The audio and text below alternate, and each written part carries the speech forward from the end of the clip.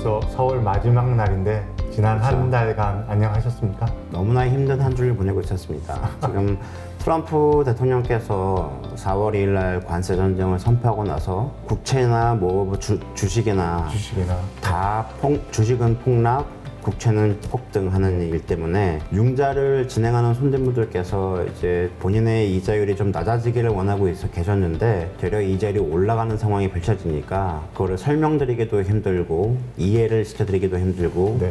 그러다 보니까 너무 힘든 시기를 보내고 있었습니다. 어떠셨어요?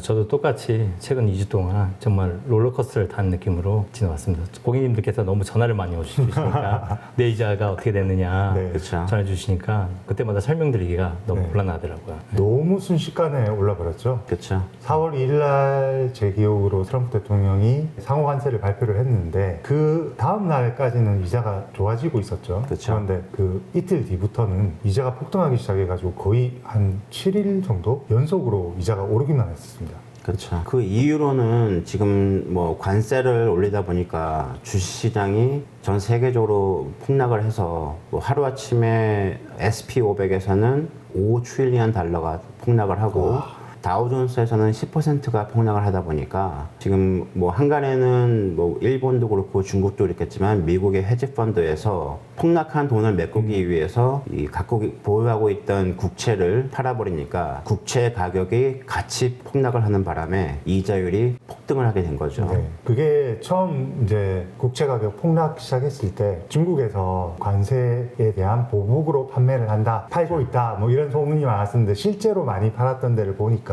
일본 쪽 민간에서 판 것과 그 다음에 그 모에바에서 판매한 게 오히려 많았다고 하더라고요. 그렇죠. 보통 이제 경제는 심리라고 하는데 주식이든 채권이든 폭락이 일어난다는 얘기는 투자자들이 굉장히 심리적으로 불안하다. 그리고 앞으로 주식이든 채권이든 이게 가치가 떨어질 것으로 보인다. 그렇기 때문에 내 재산을 지키기 위해서는 지금이라도 팔아야겠다. 그게 한꺼번에 몰리는 거죠. 그렇죠. 그렇게 이제 매도가 쏟아지다 보니까 채권 가격도 지속적으로 떨어지게 된 거고 결국 금리 인상을 원인이 된 것 같습니다. 그렇죠. 그럼 트럼프 대통령께서 지금 그 뭔가를 그러니까 원하는 게 있기 때문에 지금 관세를 이렇게 상호 관세를 발표를 했을 건데 그럼 진짜 트럼프 대통령이 원하는 게 뭘까요? 제가 생각하기에는 뭐 트럼프 대통령께서 일기 때 2019년도를 예상을 들자면은 미국 국채가 한 23 트릴리언 정도 국채 이율이 한 2~3% 정도였는데 본의 아니게 이제 코로나가 터지면서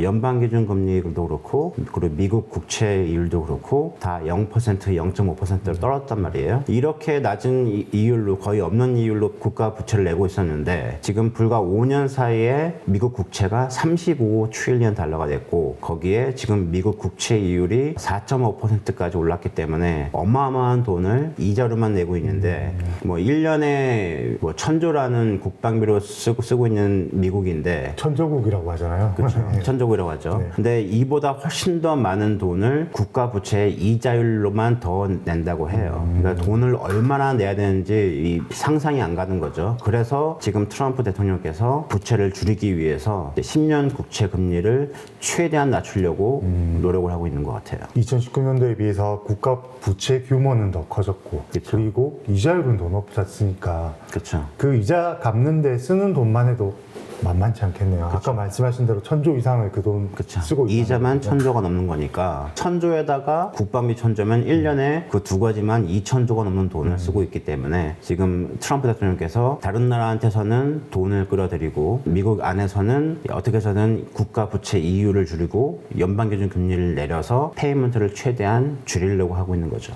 이 미국이라는 나라가 어마어마한 국가 부채를 가지고 있음에도 불구하고 사실은 또 다른 부채를 내서 또 운영이 되는 국가이기도 하거든요. 그렇죠. 그런데 그게 가능했던 이유는 미국이 패권 국가이지 않습니까? 그렇죠. 그리고 기축통화를 가지고 있고 그러다 보니까 미국은 절대 망하지 않는다. 즉 채권을 발행을 해도 누군가가 계속 사주는 사람이 있었고 채권에 대한 이자가 굉장히 낮아요. 굉장히 낮은데 이 낮은 이자에도 누군가는 계속 사줬단 말이죠. 근데 이제 이런 믿음이 사실은 깨지기 시작하지 않았나. 그렇죠. 그 채권을 이제 갖다 판다는 얘기이기 때문에 누군가는 이 미국조차도 믿을 수가 없구나. 지금 그런 생각을 하는 상황입니다. 그렇죠. 미국 10년 국채 수익률이 중요한 이유가 저희와도 직접 관련이 돼 있지 않습니까? 그렇죠. 주택을 구입해서 다시 갚을 때 주택 대출 금리 또는 자동차를 자동차. 사서 할부 금리 모든 기준이 되는 게 10년 국채 수익률이지 않습니까? 그렇죠. 모든 이자의 가장 기본이 되는 기준이죠, 기준. 기준이 되는. 그러니까 국채 수익률이 이렇게 이자 수익률이 높아진다는 얘기는 가격은 떨어진다는 얘기인데 이자를 더 준다고 해도 누군가가 안 사준다는 얘기거든요. 지금. 그렇죠. 네. 모든 이제 몰개지 은행들이 다 이제 땅을 파서 돈을 만드는 건 아니잖아요. 그렇죠. 맞습니다. 그러니까 이거를 국가의 국채에서 돈을 빌려다가 소비자분들에게 융자를 주는 건데 이제 국가에서 국채 이자율을 인베스터들한테 이자를 올려서 주겠다라고 했을 때 그 이자를 은행에서 나라에게 갚아야 되기 때문에 맞습니다. 나라에서는 그거를 어쩔 수 없이 몰개지를 빌리는 소비자에게 이자를 올릴 수밖에 그런 시스템인 거죠. 네. 그러니까 모기지 대출도 사실은 돈의 출처를 따져보면 결국에는 채권 발행해가지고 그렇죠. 그 돈을 자본으로 이렇게 하는 거잖아요. 근데 채권 발행 비용이 높아지면 당연히 시장에서 빌려주는 이자율도 높아지게 될 수밖에 없죠. 그렇습니다. 이 관세를 높이게 되면 우리한테 직접적인 영향들이 뭐가 있을까요? 제가 생각하기에는 이 관세 정책 때문에 시장 불안 심리가 너무 크게 작용됐던 것 같아요. 정작 미국에 살고 있는 제가 저희들 점심들 먹으러 네. 가시잖아요, 요즘에. 그렇죠. 자주 이렇게 세 명이서 같이 가는데 그냥 점심만 먹어도 그 다음에 팁을 내고 해도 거의 100불이 나오는 맞습니다. 경우가 진짜 많아요. 8, 90불은 아주 우습게 나오죠. 네. 그렇죠. 최근에 시장님들 가보셨죠? 네. 잘 아시겠지만 예전 같은 경우에는 제가 좋아하는 고기랑 야채랑 과일이랑 라면 그 다음에 뭐 과자를 조금 사면 그 정도 100불 정도였으면 그래도 어떻게든 할 수 있었는데 최근에는 한 150불에서 200불 가까이가 나오더라고요. 그렇죠. 네. 거의 두세 배가 나오죠. 그래서 요즘 제가 가장 가기 싫어하는 곳이 마트예요. 마트 가서 진짜 돈이 아닌 것 같습니다. 그렇죠. 네. 진짜 무서운 얘기는 지금 관세가 90일 유예됐습니다. 지금 관세를 물고 이렇게 수입 들어온 물건들이 아님에도 불구하고 그렇죠. 지금 벌써 이렇게 인플레이션이 심하거든요. 그러면 관세까지 내게 되면 물가가 앞으로 어떻게 될지 진짜 끔찍합니다. 네. 물만 먹고 살아야죠. 상상도 하기 싫네요. 지금 이제 관세 정책 발표 이후로 이렇게 혼란을 겪고 있고 실질적으로 인플레이션도 저희가 체감을 하고 있는 상황인데 앞으로 전망은 어떻게 보고 계십니까? 트럼프 대통령이 지금 관세도 그렇고 그 다음으로 환율 조정도 그렇고 여러 가지 이제 일들을 하고 있지만 제가 볼 때는 이제 다음 해 2026년 11월 정도에 중간 선거가 있기 때문에 이거를 장기적으로 끌고 가진 못할 것 같아요. 해서 아마 그 전에 국민들한테 무언가를 이뤄냈다라는 걸 보여주기 위해서 다른 국가들과도 협상에 들어갈 것 같고 또한 국가 국채 이율 또한 좀 내려서 국민들한테 보여줄 거기 때문에 정확하진 않지만 제가 예상하는 걸로는 이번 연도 말이나 다음 연도 초까지는 작게는 한 6% 초반대 그리고 좀 많게는 한 5% 상반대로 이자율이 좀 내려갈 거라고 예상이 되고 있습니다.